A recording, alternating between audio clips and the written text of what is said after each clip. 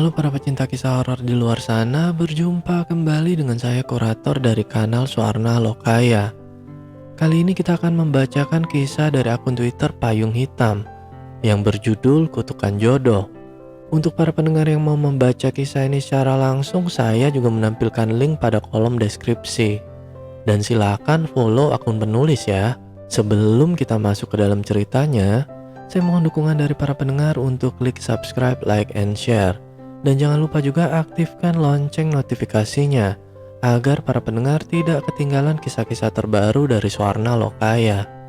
Untuk para pendengar yang sudah memberikan dukungan, saya ucapkan banyak terima kasih. Dan semoga Tuhan juga melancarkan setiap usaha dari para pendengar. Mari kita mulai tenggelam dalam kisah ini. Kisah dimulai. Namaku Hanafi. Pada akhir tahun 80-an dan sepanjang tahun 90-an, keluarga kami digemparkan dengan satu masalah. Sangat menyedihkan dan mengerikan. Terjadi dengan kakakku yang bernama Dayani. Jadi pada saat itu ketika kami masih kecil, kami tinggal di sebuah desa yang tidak bisa kami sebutkan namanya. Di sana aku tinggal bersama bapak, ibu, dan Kak Dayani. Aku dan Kak Dayani tumbuh bersama. Dan terbilang kami cukup kompak. Biarpun usia kami selisih 4 tahun.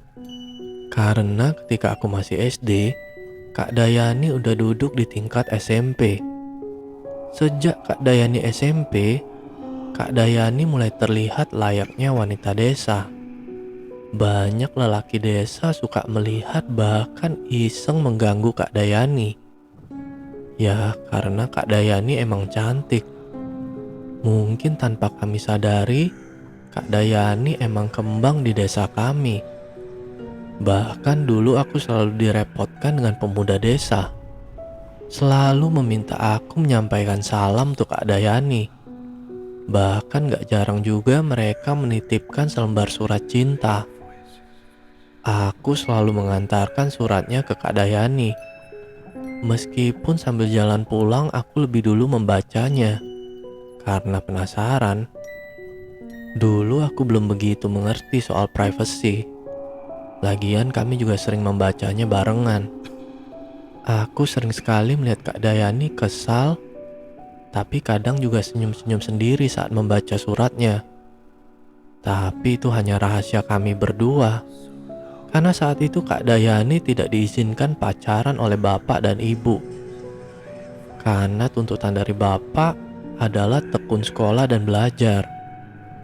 Saat itu Kak Dayani juga emang selalu dibanggakan oleh bapak dan ibu.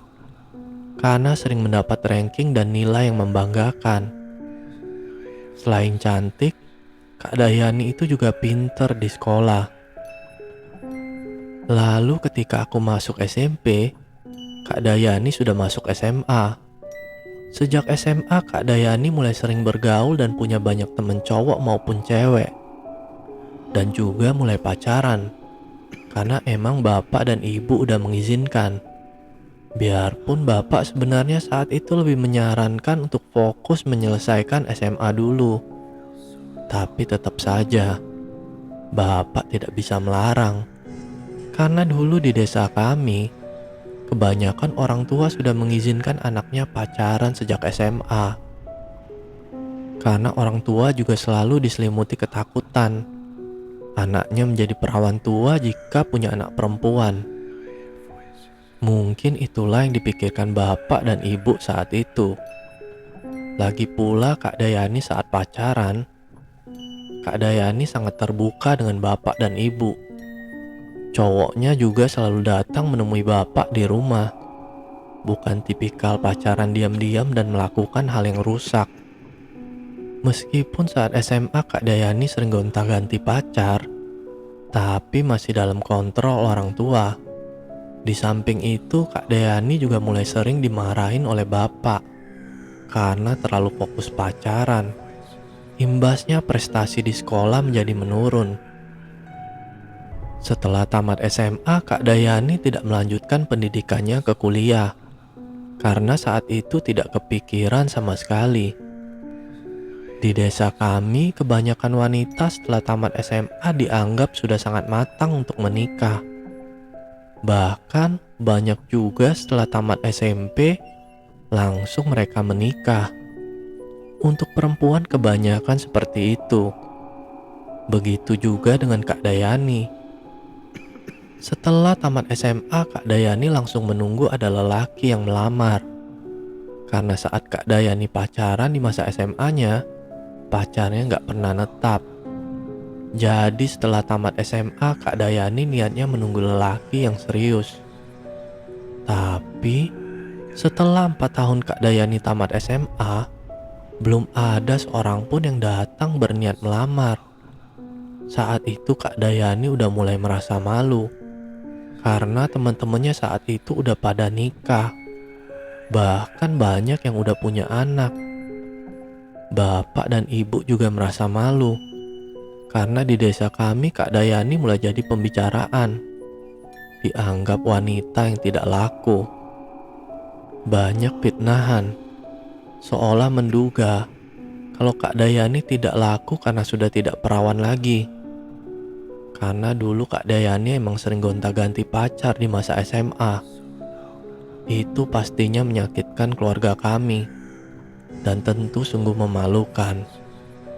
Lalu, karena bapak dan ibu gak kuat terus-terusan melihat Kak Dayani menunggu layaknya wanita yang tidak laku, akhirnya bapak berusaha menjodohkan Kak Dayani dengan anak temennya. Ibu juga berusaha menjodohkan Kak Dayani dengan anak temen ibu. Tapi, setelah beberapa kali dijodohkan dan sempat hampir dilamar, calon lelakinya selalu berubah pikiran dan menghindar dari Kak Dayani. Aku sampai bosan melihat Kak Dayani sedih dan terus sedih. Udah beberapa kali dijodohkan, namun gagal. Hanya karena lelakinya berubah pikiran tanpa ada alasan apapun. Tentu saja bapak dan ibu kecewa dengan pihak lelaki. Dianggap tidak bertanggung jawab. Bapak dan ibu juga sering heran karena Kak Dayani itu cantik, baik, tapi begitu sulit mendapatkan jodoh. Beda dengan perempuan lain di desa kami yang begitu mudah mendapatkan jodoh. Padahal Kak Dayani cantik, sangat baik. Pinter mungkin bonus untuk calon lelakinya. Sejak itu juga kami sekeluarga mulai merasakan keanehan dengan sikap atau apa yang dilakukan oleh Kak Dayani. Keanehan yang bersifat ringan atau sepele, tapi berakhir dengan ekstrim. Keanehan awalnya ini sangat sepele. Bahkan aku gak pernah berpikir ini adalah gerbang musibah untuk Kak Dayani dan keluarga kami dari kutukan. Yang ternyata ada hubungan soal jodoh Kak Dayani. Keanehannya Kak Dayani sering banget minum pakai gelas. Tapi di dalam gelasnya ada satu batu seukuran buah jambu. Awalnya yang melihat itu ibu. Ibu melihat Kak Dayani minum dan langsung ditanya oleh ibu. "Nak, kok ditaruh batu di gelasnya?" Ibu nanya karena heran. Kak Dayani jawab dengan santainya, "Oh, ini batu untuk terapi, Bu, supaya Dayani awet muda." Kak Dayani sambil menjawab dengan ketawa kecil seakan malu. Ibu percaya awalnya kalau memang benar batu itu untuk terapi. Tapi ibu heran, Kak Dayani tahu dari mana kalau batu itu bisa buat awet muda. Karena setelah bertahun-tahun Kak Dayani tamat SMA, dia gak pernah bergaul lagi, bahkan keluar rumah aja udah sangat jarang. Jangan berpikir kalau Kak Dayani browsing ya. Di zaman itu belum ada browser atau Google. Bahkan saat itu TV aja kami belum punya. Karena cuma hanya orang kaya di desa aja yang memiliki TV. Karena dulu di masa itu, khususnya desa kami, TV adalah benda yang cukup mewah. Soal batunya, aku juga pernah melihat Kak Dayani minum di dalam gelasnya ada satu batu. Iseng aku nanya juga. Kak Dayani jawab, katanya itu herbal untuk awet muda. Ya, tanpa berpikir aneh-aneh aku percaya aja. Sejak itu kami mulai terbiasa dan sering melihat Kak Dayani minum seperti itu. Tidak ada satupun dari kami menaruh curiga soal itu. Lalu beberapa hari kemudian kami melihat keanehan lain dari Kak Dayani. Saat itu Kak Dayani ngomong dan nanya dengan ibu. Dengan ekspresi panik dan tergesa-gesa. Bu, kenapa aku bisa minum air batu?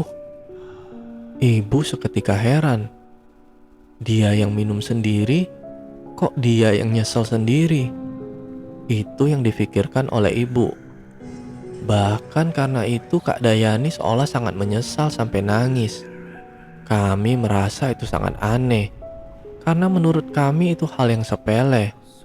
Berasa aneh aja kalau sampai nangis hanya karena itu. Tapi setelah kejadian ini, aku melihat lagi Kak Dayani lagi-lagi minum air batunya itu. Aku sempat negur sambil ngeledek. Loh, kok diminum lagi? Jangan diminum, entar nyesel sendiri loh. Tapi Kak Dayani tetap melanjutkan minumnya. Tapi gak lama kemudian dia nangis-nangis lagi karena nyesel. Dan kejadian seperti ini sering banget terulang hingga kami semua terbiasa. Jadi itulah keanehan awal Kak Dayani. Sama sekali belum buat kami menaruh curiga apapun. Hanya sebatas aneh. Tapi keanehannya bukan hanya itu. Setelah beberapa tahun muncul lagi keanehan yang terjadi dengan Kak Dayani.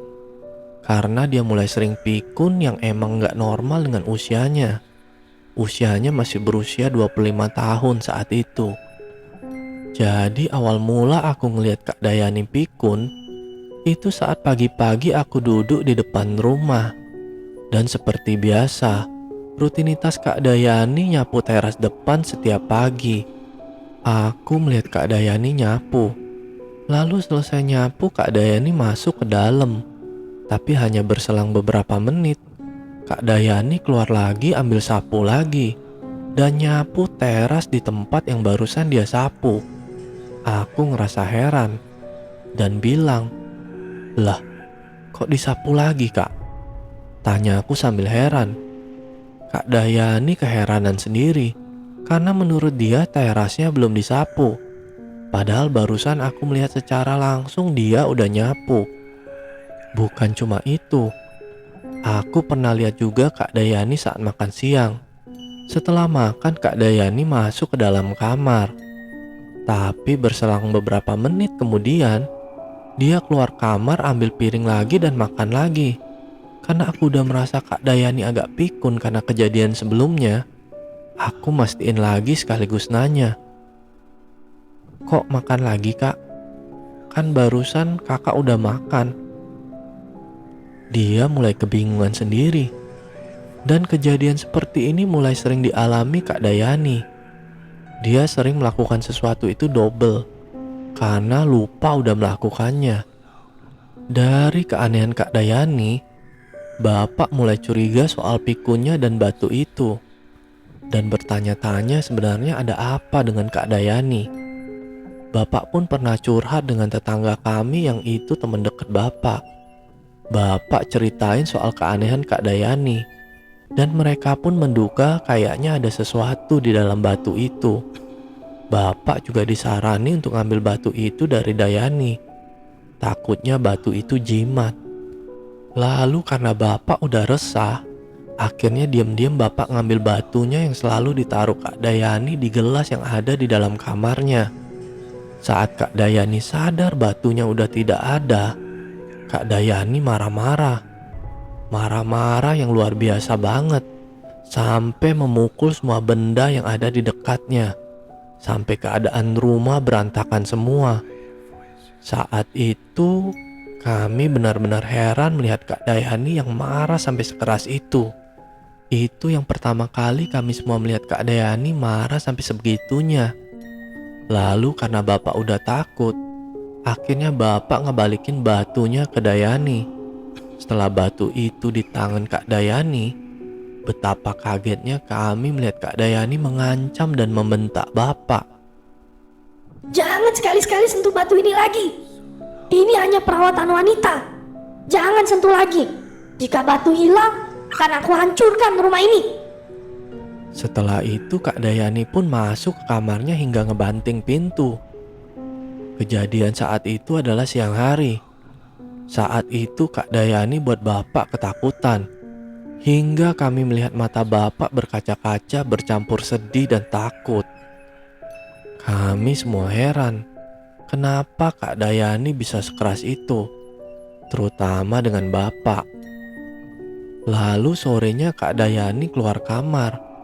Yang kelihatannya baru bangun tidur. Sikap Kak Dayani saat itu benar-benar tanpa merasa bersalah sama sekali. Bahkan tidak canggung juga. Loh, kok ibu yang nyuci piring?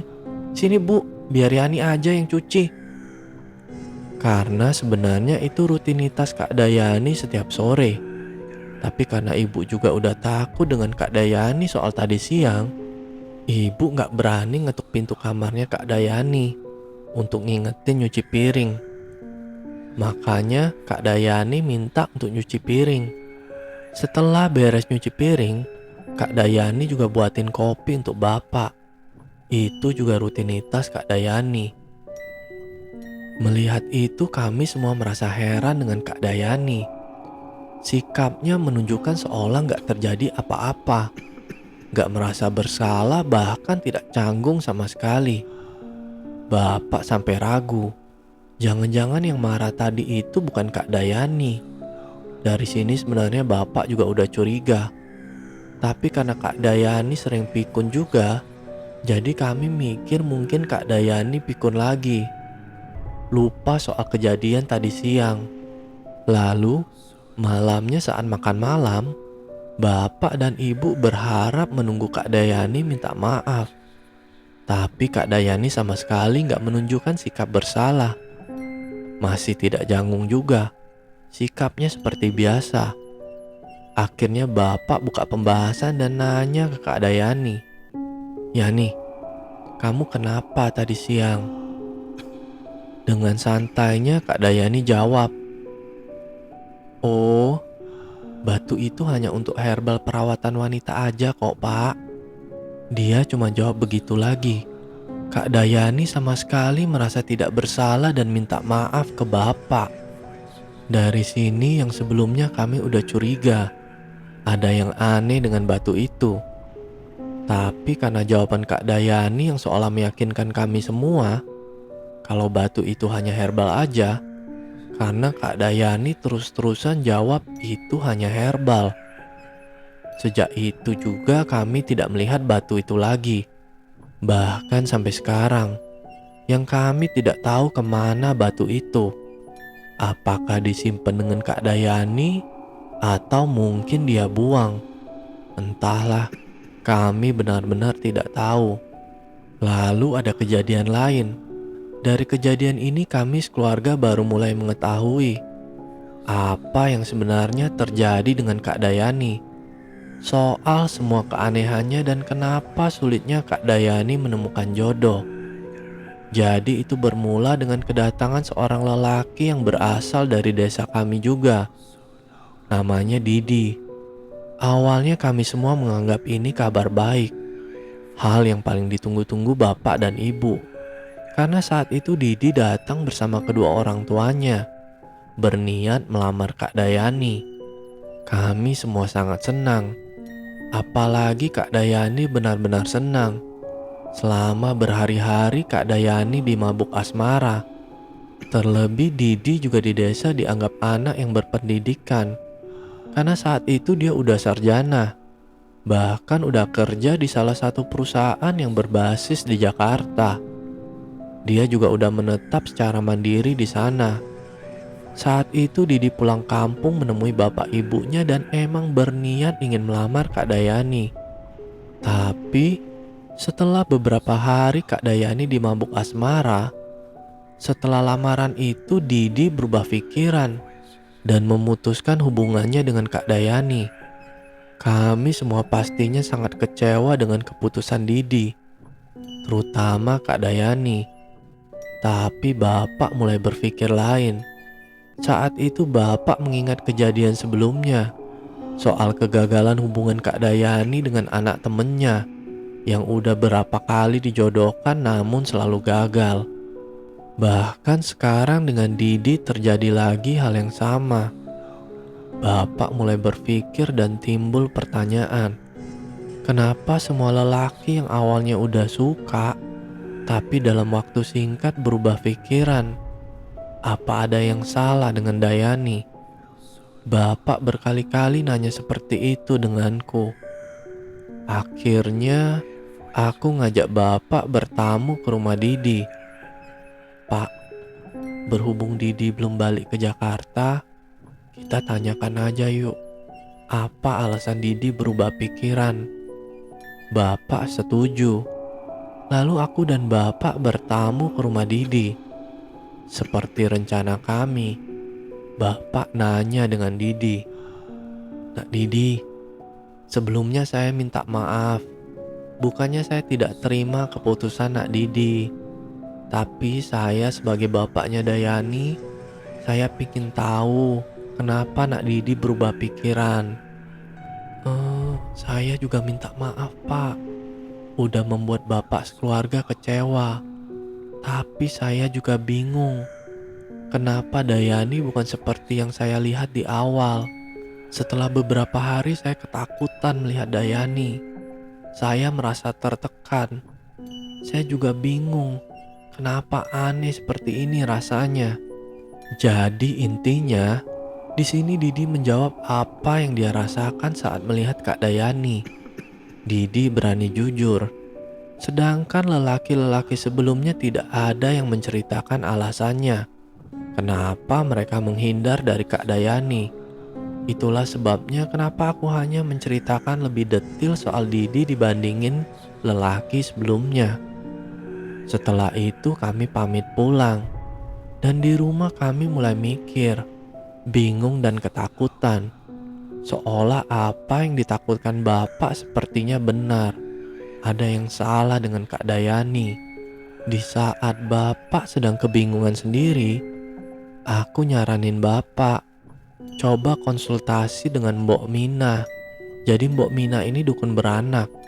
Kata temanku dia juga bisa ngobatin penyakit kampung. Bapak setuju. Kami langsung ngajak ibu dan Kak Dayani ke rumah Mbok Mina. Rumah Mbok Mina berada di desa sebelah. Sampai di rumah Mbok, ibu dan bapak pun langsung menceritakan semua keanehan Kak Dayani. Terutama sulitnya Kak Dayani dapat jodoh. Di situ Kak Dayani hanya diam dengan raut wajahnya yang sedih dan pastinya merasa malu. Aku yakin dia malu dengan dirinya sendiri. Karena kami sekeluarga udah serepot ini, hanya karena tidak ada yang mau berjodoh dengan dia. Kita balik lagi soal mboknya. Setelah diceritakan, mboknya juga merasa heran. Katanya, kok bisa perempuan secantik ini sulit dapat jodoh? Apalagi perlagakannya sangat lembut. Dalam keadaan dipegang, Mbok nyuruh Kak Dayani natap matanya. Tatap mata Mbok ya cantik. Mbok terus natap mata Kak Dayani. Jadi mereka saling tatapan selama beberapa menit. Saat keadaan yang udah mulai sunyi, tiba-tiba Mbok kaget. Astagfirullah. Mbok pun langsung melepas tatapannya. Dan di waktu yang bersamaan juga Kak Dayani senyum melihat Mbok. Senyumnya sekilas aja, yang seolah senyumannya seperti menyudutkan Mbok. Lalu Mbok pun ngajak Dayani ngobrol dengan obrolan yang random, yang tujuannya hanya memastikan apakah itu masih Kak Dayani atau bukan. Ternyata itu masih Kak Dayani. Setelah itu bapak dan ibu nanya dengan Mbok. Ibu bilang, "Gimana Mbok? Dayani kenapa Mbok?" Sepertinya Dayani gak sendiri di tubuhnya. Begini aja, bagaimana kalau besok Dayani diruqyah? Mbok bantuin. Begitu kata Mbok Mina. Di sini kami baru benar-benar tahu ternyata apa yang ditakutkan bapak ternyata benar. Kak Dayani emang sedang kenapa-kenapa. Setelah itu kami pulang. Sampai di rumah kami merencanakan meruqyah Kak Dayani. Tapi Kak Dayani selalu menolak. Alasannya dia malu. Kalau orang banyak tahu kalau dia diruqyah hanya karena sulit mendapatkan jodoh. Di sini sebenarnya Kak Dayani ngambek dengan bapak dan ibu. Karena dia sebagai wanita merasa malu dengan dirinya sendiri. Jika bapak dan ibunya selalu berusaha melibatkan orang lain. Hanya karena dia dianggap sebagai wanita yang tidak laku. Dan selain itu Kak Dayani juga merasa tersinggung. Dia dianggap jin dengan Mbok Mina. Padahal yang dimaksud jin itu adalah sesuatu yang ada di dalam tubuhnya. Dia yang digambarkan sosok yang menyeramkan. Itu bukan Kak Dayani, tapi sosok yang hinggap di tubuhnya. Saat kami pulang dari rumah Mbok Mina, hari itu sudah mulai gelap. Dan malam itu saat kami merencanakan ruqyah, Kak Dayani terus-terusan nolak dan ngambek sepanjang malam. Akhirnya dia marah lagi. Masuk ke kamar dengan membanting pintu. Lalu gak lama kemudian Kak Dayani keluar kamar. Nyamperin bapak dalam keadaan yang aneh banget. Sambil senyum Kak Dayani ngomong dengan suara berbisik dengan lembut. Dan bahasa yang halus.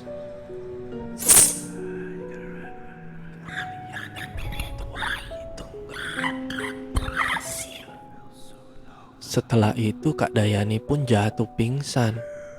Ibu yang sedang di kamar kaget mendengar suara jatuhnya Kak Dayani. Ternyata Kak Dayani jatuh dan udah terbaring di lantai. Saat itu bapak hanya melongok kebingungan. Soal bahasa halus saat Kak Dayani nyamperin bapak, Kak Dayani ngomong dengan bahasa yang tidak biasanya. Dia pakai bahasa daerah kami, tetapi bukan bahasa daerah yang biasanya kami gunakan. Tapi bahasa daerah yang halus banget. Yang dimana di desa kami saat itu udah sangat jarang ada orang yang masih menggunakan bahasa sehalus itu. Kecuali bagi Uda yang sangat sepuh. Saat itu bapak dan ibu kebingungan. Karena Kak Dayani pingsan ditambah aku sedang tidak ada di rumah. Karena biasanya kalau ada apa-apa di rumah aku yang selalu terdepan. Karena bapak dan ibu udah lumayan tua. Jadi malam itu aku pulang di rumah. Hanya ibu dan Kak Dayani yang udah terbaring di lantai. Jujur saat itu aku kira Kak Dayani udah pergi. Karena tangisan ibu yang histeris membuat tetangga kami pun satu persatu berdatangan. Bapak malam itu lari ke rumah Mbok Mina. Lalu gak lama kemudian bapak balik dengan Mbok Mina dan Pak Ustadz dari desa kami. Tapi saat Mbok Mina masih di pintu, Mbok Mina langsung ngucap, "Astagfirullah." Dia melihat ke arah Kak Dayani. Mbok Mina pun nyuruh kami semua minggir. Karena dia melihat ada sosok hitam besar yang menduduki tubuh Kak Dayani. Seketika kami semua berhamburan keluar rumah.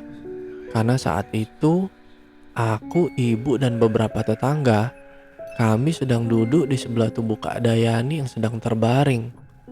Malam itu sangat mencekam. Kami semua nunggu di luar. Karena Mbok Mina akan berkomunikasi dengan sosok yang sedang menduduki tubuh Kak Dayani malam itu. Kami semua gak bisa melihat sosok itu. Hanya Mbok yang bisa melihatnya. Tapi malam itu, kami semua dengar dari luar rumah. Mbok Mina sedang berbicara dengan sesuatu yang kami tidak lihat wujudnya. Suaranya aneh, bukan seperti suara lelaki ataupun wanita. Dan suaranya juga lembut, menggunakan bahasa halus seperti yang tadi aku jelaskan. Kami dengar isi percakapannya, tapi kami tidak mengerti sepenuhnya. Dari bahasa yang digunakan jin itu, kami hanya mengerti sepenggal aja. Intinya begini, "Kamu siapa? Apa tujuanmu? Kenapa kau buat wanita ini menderita? Siapa yang ngirim kamu ke tubuh wanita ini?" Mbok Mina bilang begitu. Sosok itu hanya menjawab, Tubuhnya lembab, nyaman. Ini tempatku. beberapa kali ditanya dia hanya menjawab seperti itu. Sama sekali tidak menjawab siapa yang mengirim dia ke tubuh Kak Dayani. Setelah Mbok berkomunikasi dengan sosok itu, kami semua doa bersama yang dipimpin oleh Ustadz. Kami tidak berhenti berdoa sampai Kak Dayani sadar. Saat hampir tengah malam sekitaran jam setengah 11.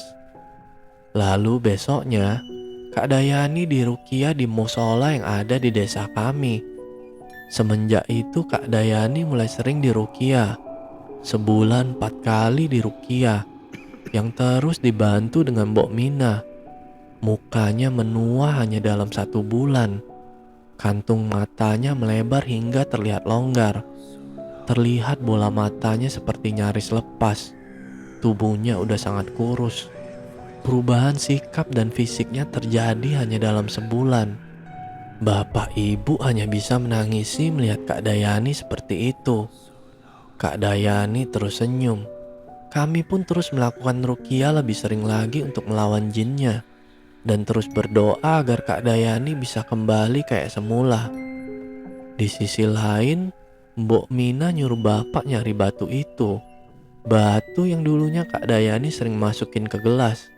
Karena soal batu itu juga udah lebih dulu diceritain oleh bapak dan ibu. Kali ini Mbok minta bapak untuk nyari batunya atau mungkin ada jimat yang ditaruh pengirim jinnya di rumah mereka. Karena di sini Mbok Mina mulai penasaran dan curiga juga dengan batu itu. Lalu kami pun nyari batu itu seisi rumah, tapi kami gak nemuin lagi batunya. Aku sempat nanya dengan Kak Dayani di mana batunya, tapi Kak Dayani hanya bisa senyum. Layaknya aku nanya dengan anak bayi yang belum bisa berbicara. Kak Dayani udah gak bisa ngobrol lagi. Di sini kami gak tahu harus ngapain lagi. Kami juga gak kuat ngelihat Kak Dayani terus begitu. Lalu aku kepikiran apakah mungkin Kak Dayani hanya menderita penyakit medis. Mungkin Kak Dayani stres berlebihan karena malu. Karena dia sendiri menganggap dirinya wanita yang tidak laku. Dia malu dengan semua warga desa. Apalagi banyak isu jelek dari masyarakat soal Kak Dayani. Mungkin karena itu Kak Dayani stres dan ngebuat gizinya buruk yang membuat perubahan pada fisiknya. Aku sempat berpikir seperti ini. Lalu aku ajak bapak dan ibu ngobrol. Nyaranin mereka untuk bawa Kak Dayani berobat ke ahli jiwa dan ahli gizi. Ternyata bapak dan ibu setuju juga. Singkat cerita akhirnya kami ngebawa Kak Dayani ke rumah sakit jiwa.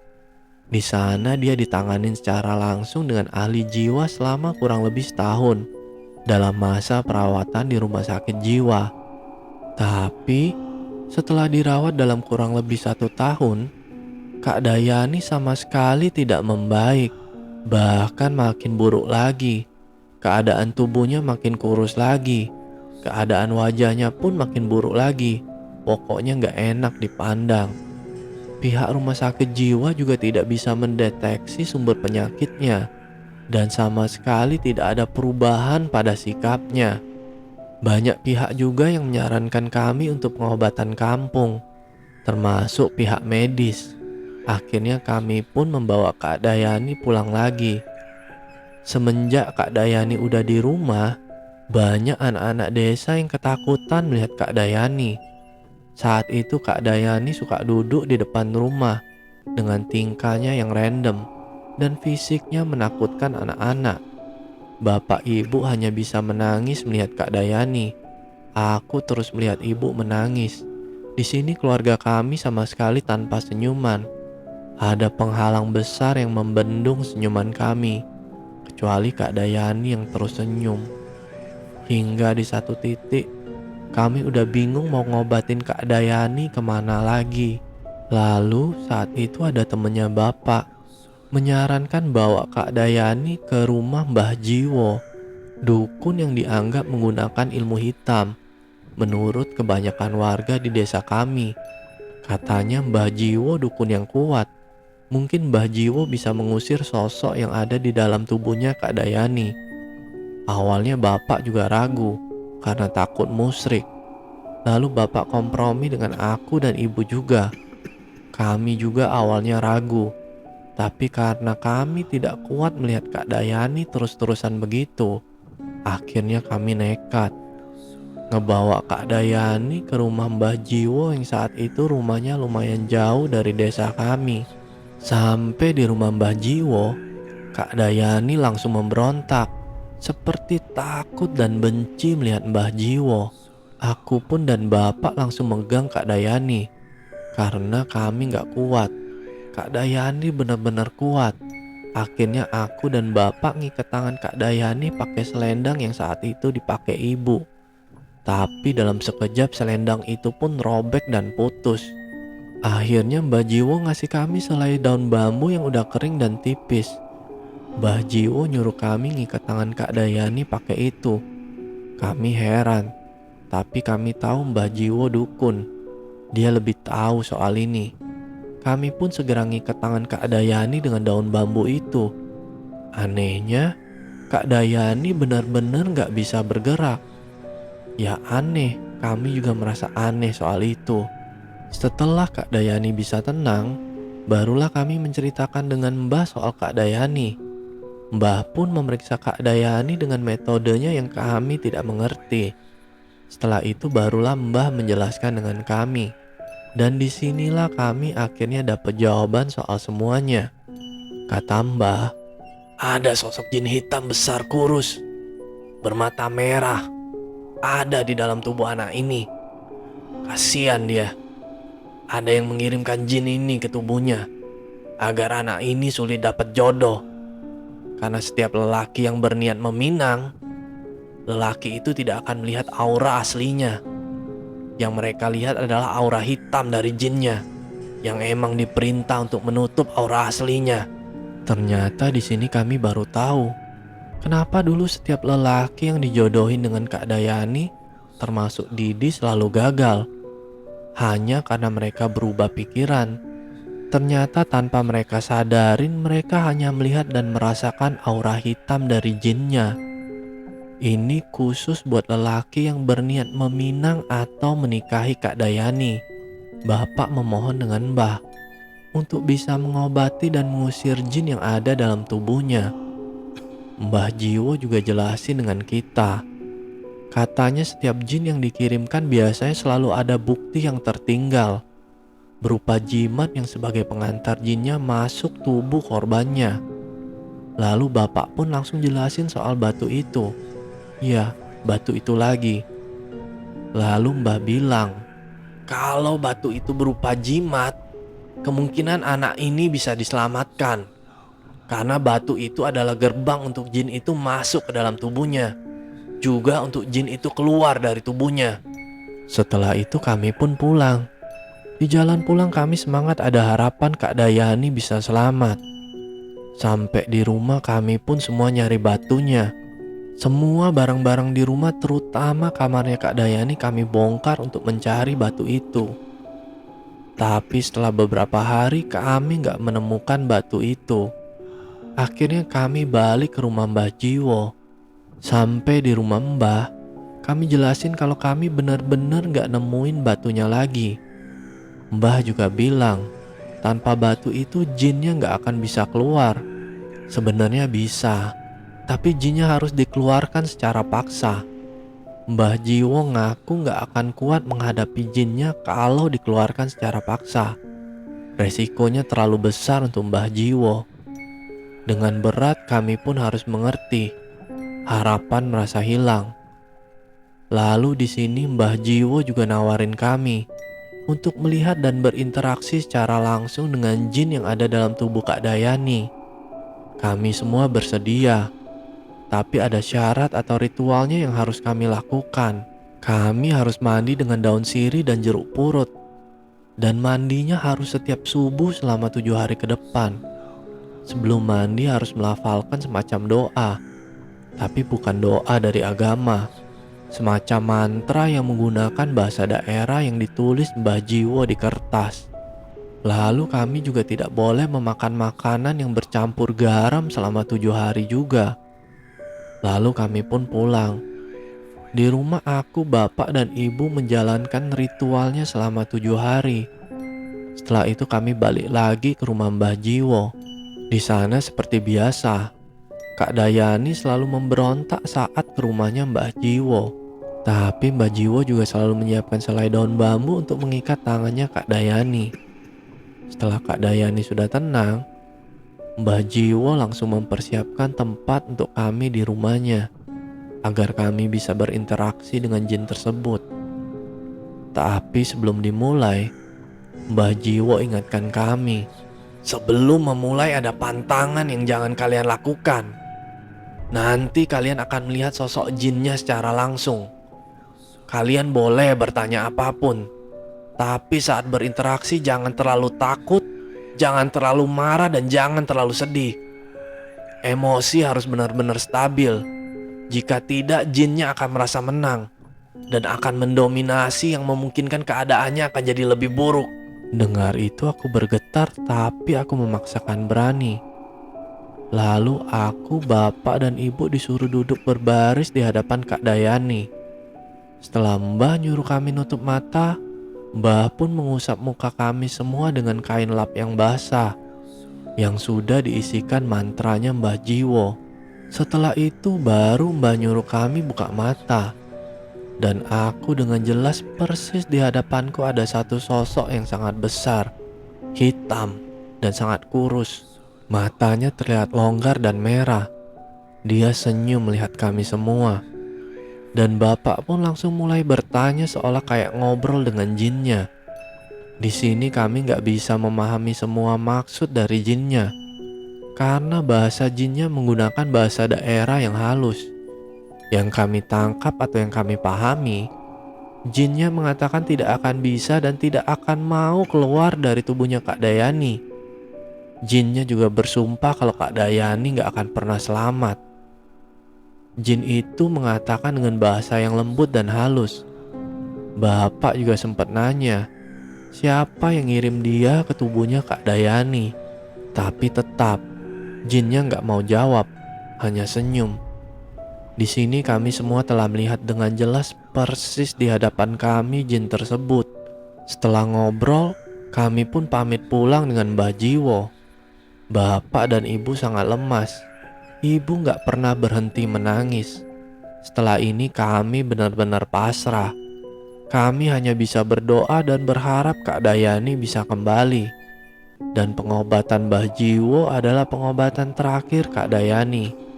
Kak Dayani gak pernah sembuh lagi, yang akhirnya sampai bertahun-tahun ke depan keadaan Kak Dayani begitu. Akhirnya kakak saya, Kak Dayani, wanita tercantik kami, meninggal dunia pada tahun 2003 di usianya ke-31 tahun. Meninggal secara mendadak. Setelah Kak Dayani pergi, bahkan sampai sekarang kami belum tahu siapa yang tega membuat Kak Dayani menderita semenderita itu. Apakah Kak Dayani telah menyakitkan hati orang lain hingga membuat orang itu menjadi orang terjahat untuk dirinya sendiri? Atau mungkin hanya orang syirik yang sangat kejam tanpa dikaruniain belas kasihan sesama manusia? Tapi ya udah, aku udah melupakan kejadiannya dan juga udah memaafkan siapapun pelaku di balik ini semua. Kami tidak ingin kembali mengingat kisah ini, tapi di sini kami hanya ingin membagikan kisah kami. Semoga bisa dijadikan pembelajaran. Buang buruknya, petik pembelajarannya. Selesai. Halo para pendengar, akhirnya berakhir juga kisah kutukan jodoh ini. Akhir yang cukup menyedihkan buat Kak Dayani ya. Padahal Kak Dayani ini kembang desa. Ya, hati manusia tidak ada yang tahu. Baiklah, jika para pendengar suka dengan kisah ini, silahkan tinggalkan komentar di kolom komentar ya. Dan bagi para pendengar yang mau kisahnya dibawakan, silahkan kirimkan ceritanya ke email suharna.lokaya@gmail.com. Baiklah, cukup sekian kisah horor kali ini. Semoga para pendengar beserta keluarga sehat selalu. Dan sampai bertemu lagi dengan kisah horor berikutnya tentu saja di kanal Swarna Lokaya. Bye.